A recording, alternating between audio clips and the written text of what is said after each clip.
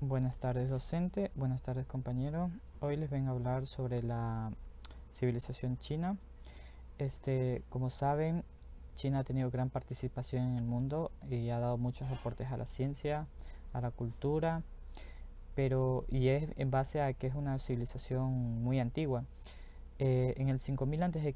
se dice fue no fundada, pero ya estaba iniciando como civilización en sí. Bueno, la China antigua estaba ubicada entre el río Amarillo y el río Azul. El río Amarillo se lo denominaba Huanghe y el río Azul Yangtze-Kiang. Y esto es al este de Asia. Bueno, la China actual está ubicada en el noreste de Asia. Sus fronteras son con Rusia, Mongolia y al norte con Vietnam y el mar y el Bueno, como sabemos, desde sus inicios los que gobernaron fueron familiares, o sea, esto vino a dar las famosísimas dinastías chinas. Bueno, las dinastías en total se estima son 13, pero se estima que puede haber más, pero hubo tiempos en la historia de China que se borraron, pero está bien registrado algunas dinastías, se cuentan 13, y entre ellas voy a nombrar las más importantes. Bueno, como saben, en el mundo de los gobernantes siempre ha habido ricos y pobres. Entonces, las dinastías, la primera que se registra es la dinastía Shang.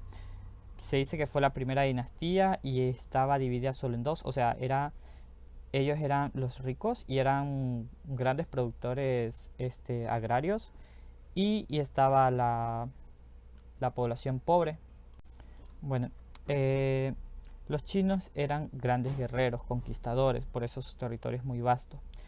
En la dinastía Zhou, en el 771 a.C., por ahí, este, estos pueblos, o sea, las dinastías hicieron, digamos, se hicieron tan grandes que se comenzaron a dividir en bandos. Entonces, esta dinastía Zhou, en esta dinastía empezó una guerra interna en el país que dividió todo el país prácticamente. Y se dieron grandes guerras. Bueno, cabe recalcar que Confucio existió en medio de toda esta era. Él fue un gran pensador.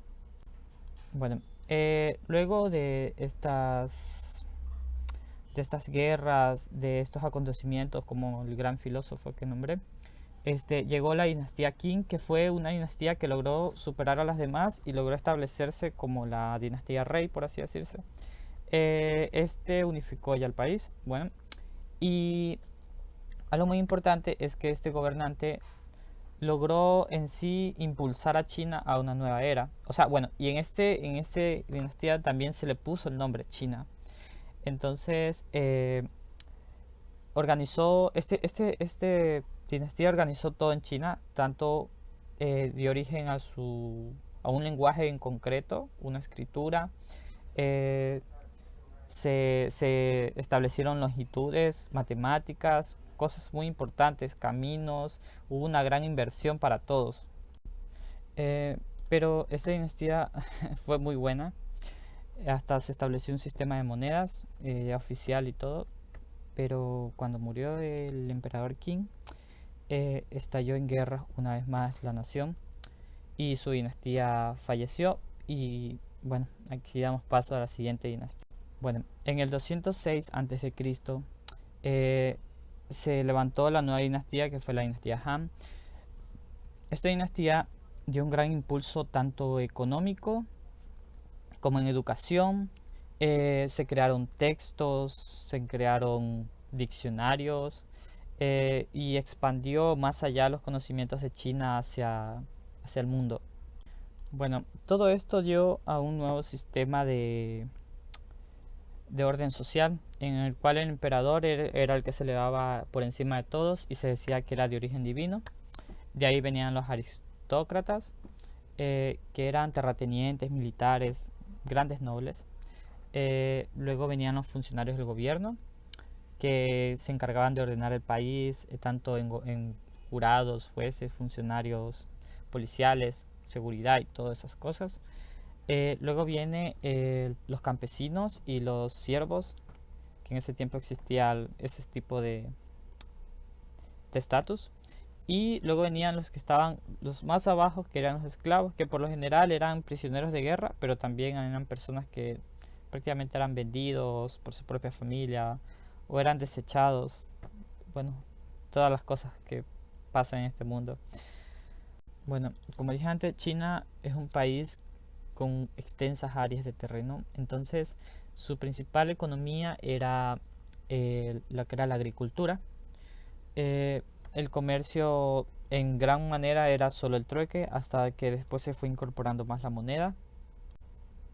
Bueno, algo que ellos producían mucho era el trigo, la cebada y el arroz.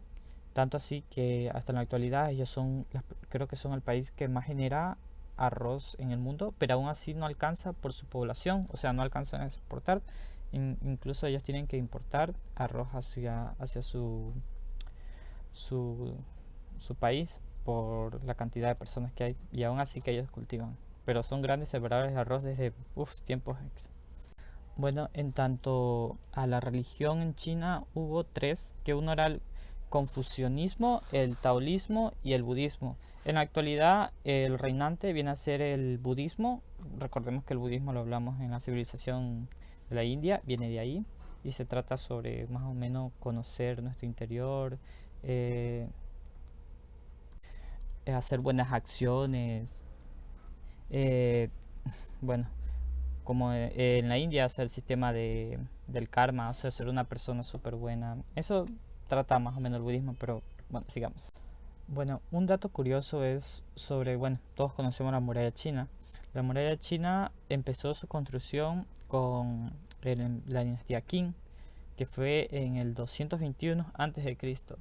Y es increíble que hasta en el año 1449 después de Cristo, la muralla, ese fue el último emperador que fue la dinastía Ming, fue la que siguió con el proyecto por una guerra que había perdido, algo así. Pero es increíble ver la extensa cantidad de años que se construyó la muralla, y aún así creo que es algo asombroso. Algo curioso también es que no todas las dinastías construyeron la muralla. Fueron ciertas dinastías que de alguna manera se veían obligados, tanto para algunos pueblos que no eran bienvenidos en China, les hacían la muralla para que no pasaran, y en otros era para defenderse de países invasores. Eh, bueno, algo más que ellos desarrollaron en su civilización fue un gran aporte a la ciencia, como fue la pólvora, también a la economía y a una nueva forma de tela, que fue la seda, que no había en ningún lado. La seda, la porcelana china, la tinta china, los cometas, etcétera. Fueron grandes aportes a la humanidad que lograron en todos estos años. Bueno, unos que me estaba olvidando, que son el papel moneda. Ellos fueron los pioneros en lograr con la fórmula y en ponerlo en uso, y que las personas pudieran confiar en que ahí estaba su esfuerzo, su trabajo, o sea, su economía en papel, que en ese tiempo era algo súper de ficción. También ellos inventaron lo que es la brújula como tal, la brújula magnética. Bueno, la pólvora ya lo hablé. Y algo que también muy curioso es de la imprenta, de los cuales ellos ya hacían uso de ella antes, que cientos de años después que Estados Unidos la descubrió y la usó como tal, ellos ya la tenían.